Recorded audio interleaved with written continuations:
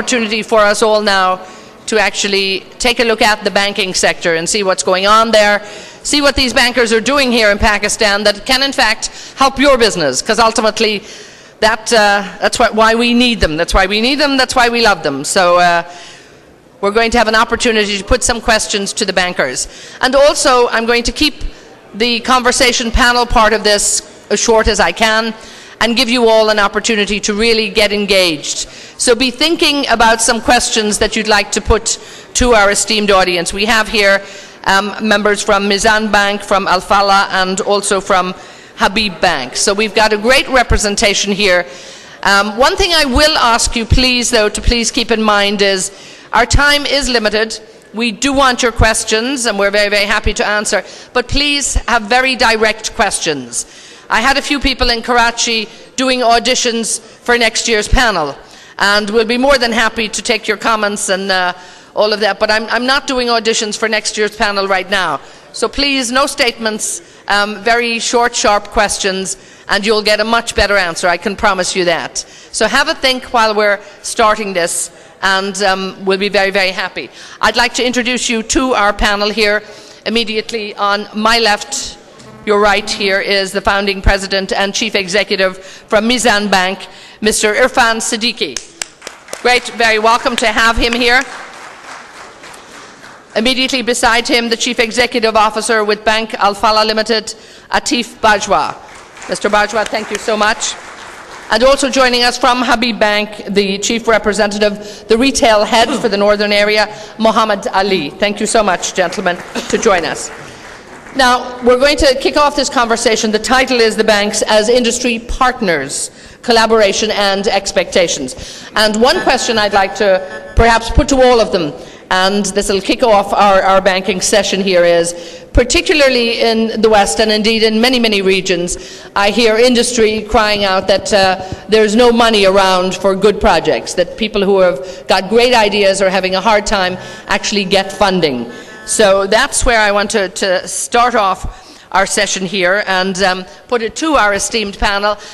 Is there any money in Pakistan? Is there plenty of money around for projects? And Mr. Siddiqui, perhaps, Irfan, I'm going to have you start that off. Is there money around for projects out there? Right, Bismillahirrahmanirrahim. We've got 2 container loads of cash this morning. It's all sitting outside in the lobby. Can people hear me? Yeah. Right, the question whether money is available. Pakistan is going through a very different phase compared to the Western or even the Middle Eastern market. Banks are very liquid in Pakistan. In fact, our biggest problem right now for the entire banking sector is to find good assets. If you're familiar with the term, I'm sure all of you are familiar with the asset deposit ratio. It used to be as high as 90%, 95% about 5 years ago in the banking sector. Now the average has come down to, I think, 65, 70%. So as more 55%. So obviously, that difference between 100% and the 55% is money available for you guys to really use. But provided banks are offered projects which are sustainable. As you're aware, obviously Pakistan has gone through a very high ratio of delinquencies as well. So obviously it is the duty of the bankers to be prudent as well, more prudent than what we were before, and be like little bit careful in the. Is this working now? Can you hear me? Yeah, it's okay. Good. But besides liquidity, we need to have credible projects and assets available to lend to. And I think that is where, as Irfan pointed out, we are having some difficulty finding the right kind of projects. We, of course, have a fiduciary responsibility as bankers to ensure that the money of the depositors is protected. So we have to be careful in where we lend. The history of our lending is that as far as private sector is concerned, overall close to 30 to 33% of our lending is non-performing. Now that is a sobering thought for anybody who has a responsibility to the depositors. So why are we being cautious? Is because our customers are having difficulty paying us back. The projects that we have financed in the past are not doing as well as they should. And we can go through the reasons why they're not, whether it is energy or it's, other market dynamics not being available, or it's government intervention, the security situation, a whole host of things. The net result of that is that it's a difficult lending environment. The other important thing, of course, is while everybody looks to banks to finance, it doesn't, the lending or investment process doesn't start with banks. It starts with the investor.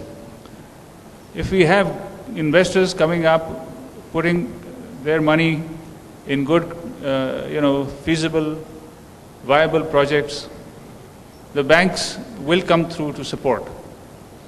Of course, banks have to ask questions about, what is the overall leverage, whether it is sustainable and justifiable by the project. Those questions we will ask, but by and large, good projects get funded even today. But they are very few and far between, because investors are finding it difficult to convince themselves first that this is a good economic environment to put their money in. So, that's just to answer your first question. Money is available, but it is to be, of course, given out on the basis of good, prudent decision making. Again, as very well covered by the previous two gentlemen, I think there is liquidity, but as we say, Pakistan GDP grew last year by 2.7% as against 4 point whatever of target. There has been virtually, the FDI has been dried out, which is direct foreign investment. What has kept us going is remittances from abroad, which have been close to $1 billion a month, and some respite in export.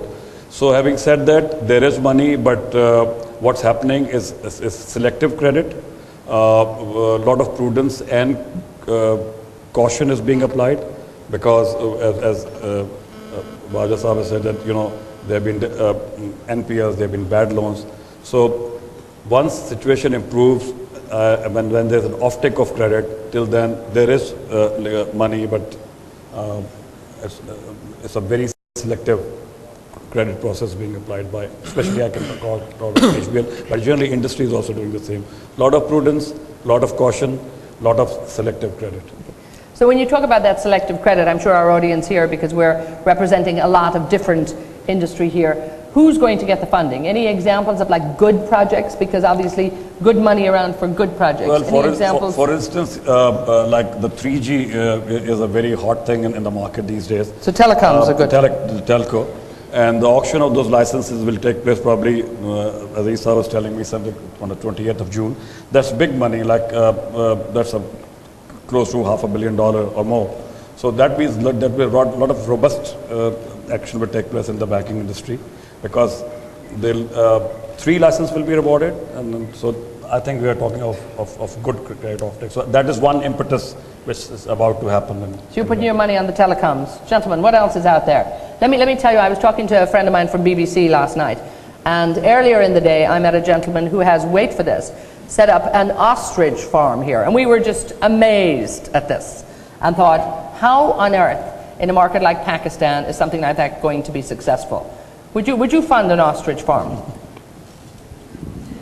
I just met the gentleman who's doing that, and I was intrigued, I have to say, because generally ostrich would need large tracts of land to run around free, and you need more space. Yes. So why would somebody go for ostrich and not chicken is interesting. It was very interesting for me to find out. So, but agricultural projects are very interesting. I think anything that's based on agriculture and then goes up the value chain is something that I would find very interesting to support and lend to.